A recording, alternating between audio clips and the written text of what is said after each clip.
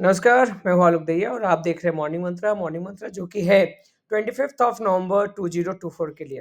हाजिर हूँ 2 बड़ी खुशखबरी के साथ और वो बड़ी 2 खुशखबरी आपके नज़र में हो सकती है। एक तो महाराष्ट्र चुनाव में बीजेपी का शानदार परफॉर्मेंस और दूसरा ऑस्ट्रेलिया में भारतीय टीम का ज़बरदस्त प्रदर्शन।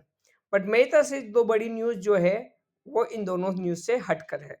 वो 2 बड़ी न्यूज़ ये है कि वीकली चार्ट पर अगर हम बात करें तो निफ्टी 50 ने यहाँ पर ना ही सिर्फ एक हैमर का फॉर्मेशन किया इस डिक्लाइन के बाद, साथ ही साथ एक बुलिश हरामी का फॉर्मेशन भी किया है। ये दोनों पैटर्न जो है, ये दोनों न्यूज़ जो है, ये बुलिश रिवर्सल पैटर्न को इंडिकेट करती है। जी हाँ, एक हैमर और दूसरा रेड कैंडल के अंदर जो ग्रीन कैंडल का जन्म हुआ है, दैट इज़ योर बुलिश हरामी फॉर्मेशन। तो ये 2 बड़ी न्यूज़ मेरी तरफ से है और इन दोनों बड़ी न्यूज़ का इम्पैक्ट ये हो सकता है कि बाजार वापस से एक संभलते हुए आपको 24,440 या 24,640 तक जाते हुए दिख सकता है। जी हाँ, 24,640 बड़ी लक्ष्मण रेखा है, 24,440 एज ऑफ नाउ छोटी लक्ष्मण रेखा है।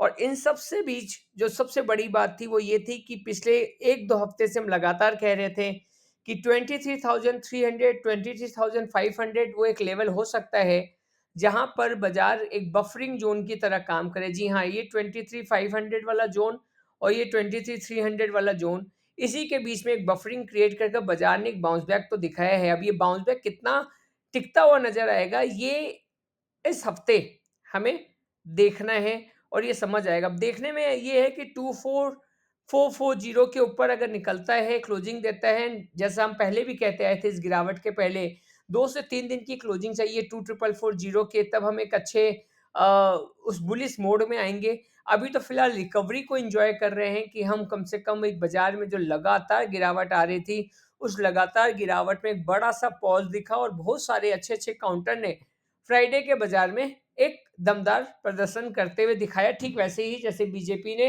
महाराष्ट्र चुनाव में अपनी तरफ से किया। अब सवाल ये है कि क्या ये तेजी बरकरार रहेगी, नहीं बरकरार रहेगी, कॉशियस अप्रोच से निकल जाए, अभी एग्रेसिव बायर बन जाए? तो नहीं, मैंने पहले भी कहा, instead of buying you can go with the word accumulation. Accumulation करिए, एक साथ में सारा पैसा एक जगह पर डालना अभी बाजार के माहौल में सही नहीं बनता है। Subject to your investment advisor, please consult your investment advisor as per your risk appetite. हमारे हिसाब से ये है कि अभी भी 23,300 500 से ऊपर तो निकल गया, जैसा बाउंस बैक की उम्मीद थी वो भी देखने को मिला, लेकिन 24,440 के ऊपर जब तक नहीं निकल के 2 या 3 दिन क्लोजिंग दे देता है, तब तक हम थोड़े से शांत ही रहते हुए नजर आए तो बेहतर होगा। बहुत एग्रेसिव होने वाला बाजार अभी भी नहीं है। बात कर लेते हैं बैंक निफ्टी।